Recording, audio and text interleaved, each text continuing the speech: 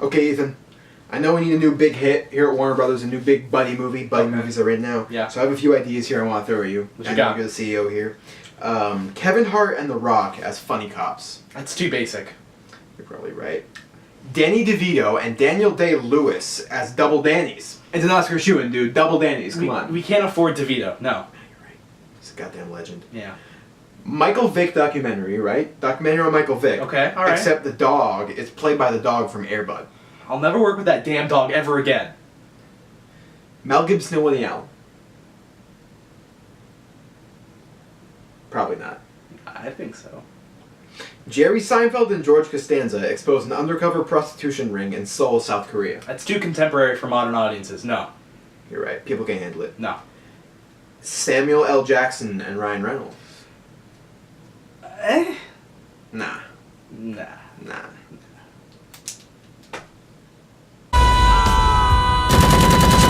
I hope they kill him, I really do. This guy single-handedly ruined the word motherfucker. Tick-tock, motherfucker! I was up here. Hey everyone, I'm John. And I'm Ethan. And we're here to review the 2017 action comedy movie, The Hitman's Bodyguard, starring Samuel L. Jackson and Ryan Reynolds. So this movie follows Samuel L. Jackson and Ryan Reynolds are the leads, and they're basically both elite killers, essentially. Ryan Reynolds is an elite bodyguard, Samuel L. Jackson is an elite assassin, and they both have to go on this big adventure somewhere to get Samuel L. Jackson to where he needs to be. Yeah. Basically. Basically.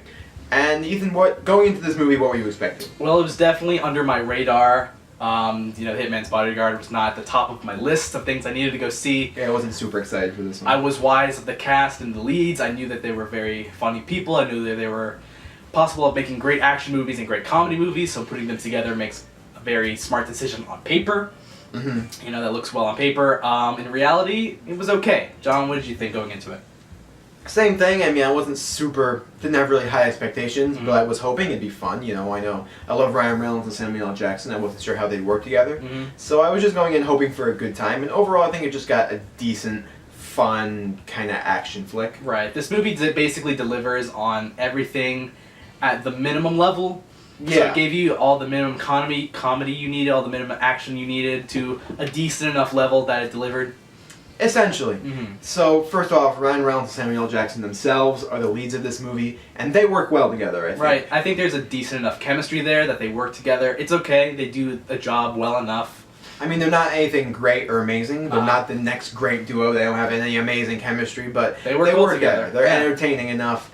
That's really all I can say about it. Their humor is okay. Yeah, I would condense all the humor into yelling about profanity and a lot of slapstick, which is okay. It actually works most of the time. Yeah. There were quite a few instances where it just fell flat and just fell into fart humor, which happens once or twice. The jokes, I don't think that many of them fell flat or really failed, actually, but I just think the biggest problem was how generic and normal they were. I felt like I had seen some version of every joke in this movie in a movie before it. Right. Same thing with all the chemistry between Jackson and Reynolds. Right. It just felt very like we've been here before. Right. It was entertaining, it wasn't bad, but it just felt like nothing interesting. Yeah, this duo is the epitome of these two people don't like each other and now they need to work together, which of course you can think of 3 movies at the top of your head that do that.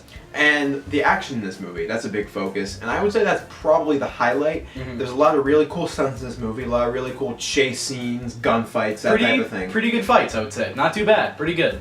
Yeah, overall just, again, nothing special or interesting. I didn't feel like there was any crazy innovations in choreography or cinematography in terms of the fight scene. But got some cool stunts, got some cool chase scenes, got some cool fights. Definitely. What more can you really ask for? I couldn't complain, yeah.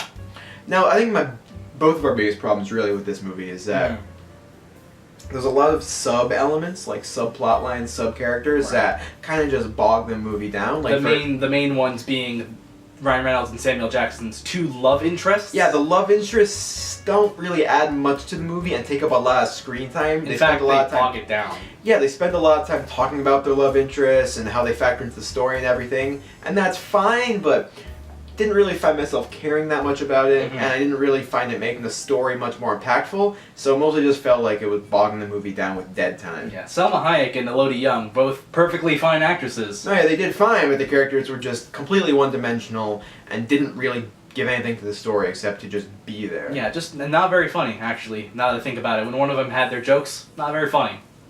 I think what we've learned really in recent years about movies like this, you just need to go all the way if you want to make a fun, crazy action movie. You need to go John Wick if you're you gonna want to go make a fun, crazy action movie. You're thinking John Wick. I was thinking of The Nice Guys, which is campy. Shit like that. Yeah. You need to just go, you need to commit to something. You can't like try to kind of like a half-ass a romance plot, because then it'll just wind up bogging the movie down. Right. And adding an extra 25 minutes to your movie that you could have cut out. Speaking of half-assing, the villain of this movie, Gary Oldman, the villain, quote unquote, yeah, he was the bad guy. It was just, whatever. I mean, Gary Oldman, again, legendary actor. He's great in most everything he's in.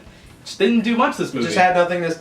I have nothing to say about it. He was just like a one-dimensional evil. He sounded like that as a. Where was he from? Do you remember?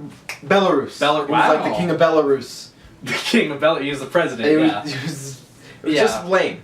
He just wasn't a very three-dimensional villain, and I would have rather had something else, actually. So, Ethan, overall, all things considered, what are you giving The Hitman's Bodyguard out of 5 stars? The Hitman's Bodyguard delivered everything to a minimum, like I said earlier. Yeah. It gave us the basic comedy that it wanted.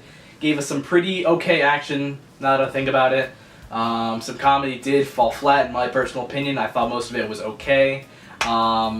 Action, again, stunts were cool. Stunts were cool, for sure. The chemistry, I thought, was perfectly fine. It was fun watching Reynolds and Samuel Jackson just do their thing, yell at each other, and sometimes it was pretty funny just watching them spout profanity at each other. Although it has a non-existent villain as well, so that kind of sucks. Overall, The Hitman's Bodyguard didn't really do much for me. I'm going to have to go ahead and give it a 2.5 out of 5. Pretty right down the middle, I would say, for a nothing movie. Yeah. I liked it a little more than you, Ethan, but still not that much. I mean, I had fun with this movie for sure. There was some comedy that hit for me. Samuel L. Jackson and Ryan Reynolds definitely don't accomplish anything special, but they do work very well as a duo, I think. They're just, they work okay together. They're both great actors. And there's just some awesome action in this movie. And, you know, even though the action itself isn't anything unique or interesting, how can you not have fun just watching a crazy, awesome car chase scene throughout the city? You know? So overall, I'm going to give this movie 3 out of 5 stars. A lot of the comedy wasn't great. Everything was just really, this movie just felt like the bare minimum for a decent entertaining action movie. So, you know, definitely check it out if you're into this type of thing. If you're into like the Bourne movies or the James Bond movies or John Wick or that type of thing, this movie might do something for you. But you probably won't remember this movie in a week. I'm not going to remember it by the time this goes up. Yeah. So guys, have you seen The Hitman's Bodyguard? What did you think about it? Let us know in the comments below. Also, let us know what you think of our reviews. Do you love them? Do you hate them? You probably hate them. They're not that good. But you know, yeah, they're terrible. Why did you watch this far? Make sure to follow us on Twitter @StubMasters. Follow us on Instagram @Stub_Masters. Yeah. You can buy our merch, the Supreme Parody shirt, Flex Like Me, at cafepress.com /StubMasters. All right, guys. I'm John. I'm Ethan. Have a great day.